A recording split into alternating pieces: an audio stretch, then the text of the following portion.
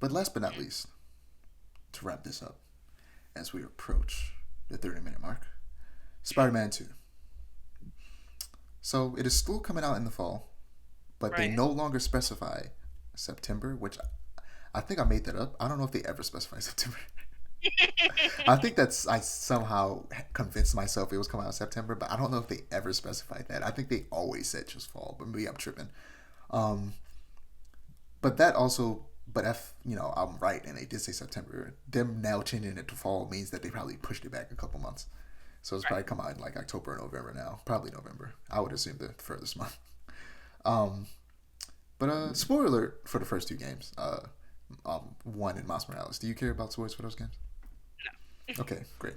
So as hinted at in the end credits of the first game and Miles Morales, they're during the Black Suit arc, the symbiote arc, and while that's a great arc to adapt, we've seen it done to death. So it's more a matter of how they'll change it to keep it interesting for me. Um, and then potentially making Harry Venom, Harry Osborn, as hinted at in those end credit scenes. I feel like it's already a really interesting change.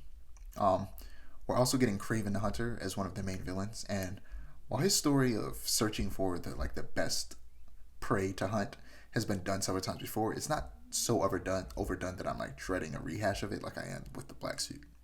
Right. Um, because so far what we're seeing in this trailer was a lot of the same stuff we always see. Okay, Peter's angry because of the symbiote, whatever.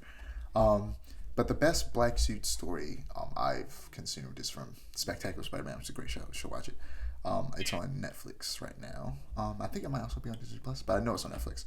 Um, and in that, the the black suit doesn't just some stories will have the black suit just be responsible for making Peter angry, so when he takes it off, he's back to normal, or when he puts it on, he's immediately angry or whatever. But the way Spectacular Spider-Man does it is that it's not like it's just making him angry. It's kind of increasing and like taking advantage of feelings he already has. Right. So it's enhancing the worst parts of him. So it doesn't. So even when he takes off the suit, he isn't completely absolved from the bad things he's done. He still has to deal with those problems because they're deeper problems beyond that goes beyond just the symbiote that was affecting his mind. Right. So I hope they do that for this and don't do the basic just the suit was making him angry. Um, but yeah, getting into the meat of the trailer, we see Black Suit Peter emerge from Dr. Connor's house in Queens. Well, Queens is a borough that was previously unseen in the first two games, so it seems like we'll be getting an expansion to the map. When Craven was looking at his iPad at New York, we saw both Queens and Brooklyn, so we'll probably be getting both of those boroughs in this game. Um, Nice. but yeah, Peter is donning the black suit, and we see him mercilessly slamming enemies around using symbiote tendrils.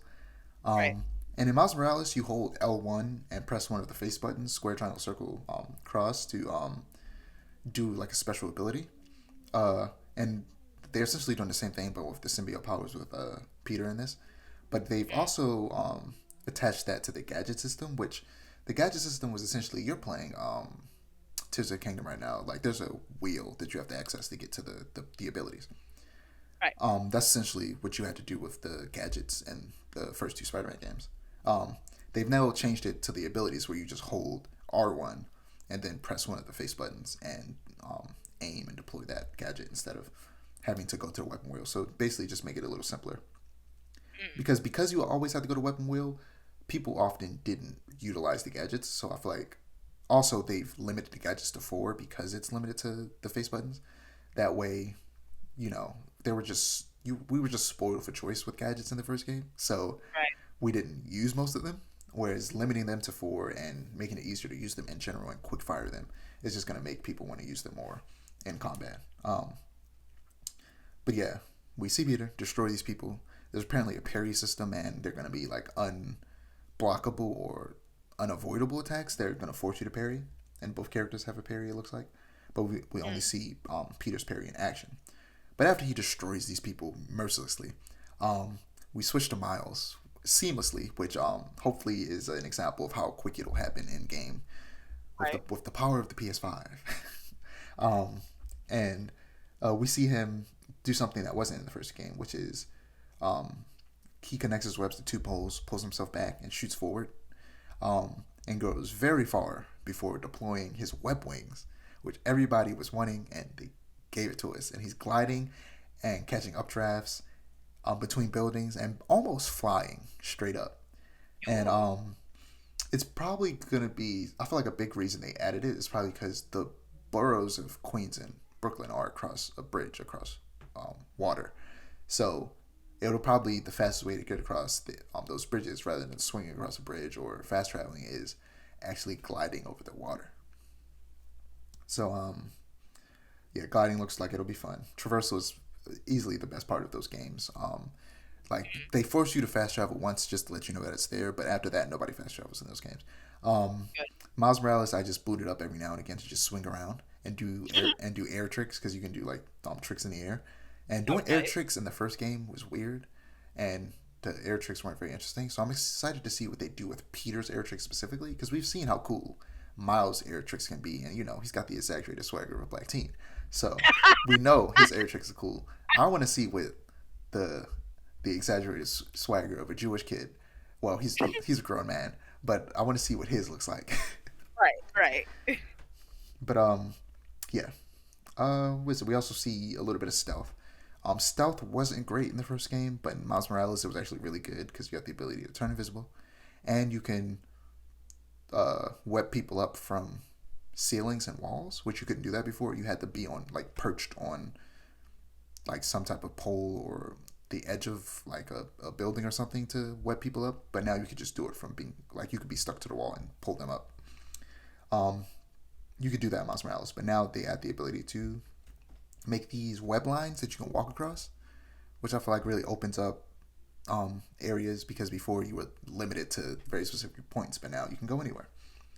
And you can also grab two people at once to web up, and that's dope. But the end of the trailer is just this big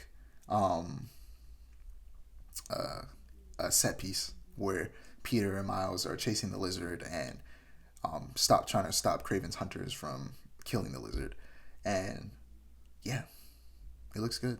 Well, no, that's all. That's it. I thought there was something else, but there isn't.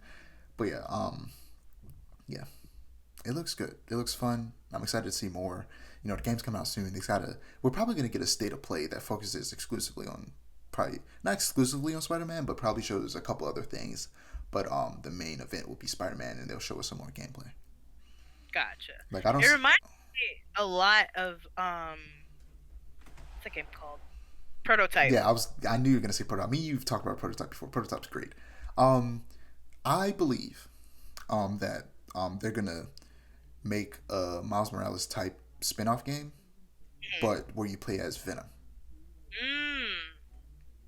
I think they're gonna do that because I think it makes sense. People want a Venom game, and a Venom game would basically just be Prototype. Right. That's really like every time I played Prototype, I was like, this is just Venom. Like I want a Venom game that's like Prototype. Obviously, probably they're not gonna be able to make it as violent, but like Prototype, you Prototype.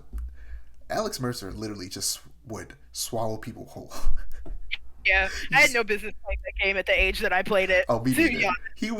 That game is insane. He's like, he's just a monster. He just walks up to them, and you could just do it to any random civilian. It's actually kind of messed up. Yeah, for you real. Just walk up to them, and you absorb their everything, right, and transform into them. It's so creepy. That person probably had a family. Like, yes, it's so messed up. But it's like, imagine like seeing like if that was something that happened in a movie, it would be horrifying. Like imagine a version of that with like today's video game graphics. Horrifying. Absolutely. Disgusting. And I want to see it. Make a new prototype. Right. Give me a Prototype 3 right now. You know what, Xbox? If you, which it seems like might be more likely now, actually end up buying Activision Blizzard, force Activision to make a new prototype. Right. I need it. At the very least, remake the first two. But I would prefer a sequel. Because the first two are perfectly fine as they are. Just make a new one.